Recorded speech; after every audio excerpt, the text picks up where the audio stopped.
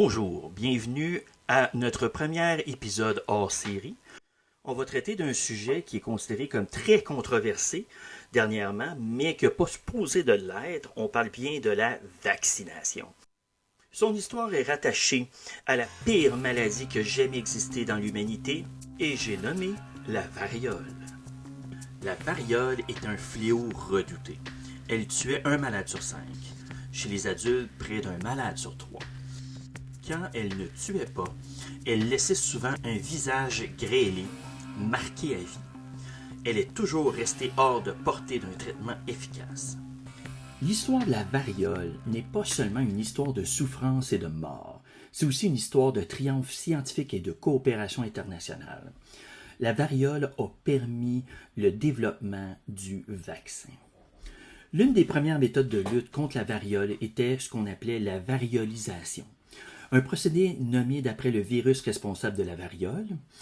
Au cours de la variolisation, les personnes n'ayant jamais eu la variole étaient exposées à des matières provenant des plaies de la variole, des pustules, en se grattant le bras ou en inhalant par le nez. Après la variolisation, les personnes développaient généralement les symptômes associés à la variole comme la fièvre et une éruption cutanée. Cependant, moins de personnes mouraient de la variolisation que s'ils avaient contracté la variole directement. La vaccination a commencé en 1796 lorsque le médecin anglais Edward Jenner a remarqué que les laitières qui avaient contracté la variole bovine étaient protégées contre la variole.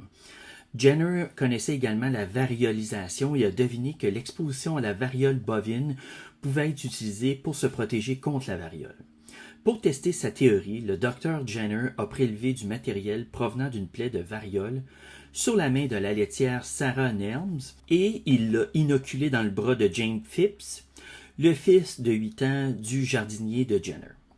Quelques mois plus tard, Jenner a exposé Phipps plusieurs fois au virus de la variole, mais celui-ci n'a jamais développé la variole.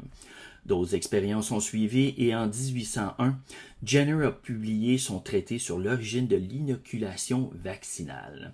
Dans cet ouvrage, il exprime l'espoir de l'annihilation de la variole, le fléau le plus redoutable de l'espèce humaine, doit être le résultat final de cette pratique.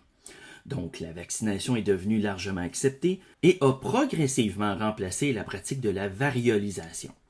À un moment donné, dans les années 1800, le virus utilisé pour fabriquer le vaccin contre la variole est passé du virus de la variole à celui du vaccin. Cette découverte a conduit au développement du premier vaccin et a marqué le début de la vaccination moderne. Restez à l'écoute pour plus d'histoires fascinantes des maladies qui nous entourent. À bientôt. Venez nous visiter et n'oubliez pas de vous abonner sur la chaîne pour d'autres émissions et bonus.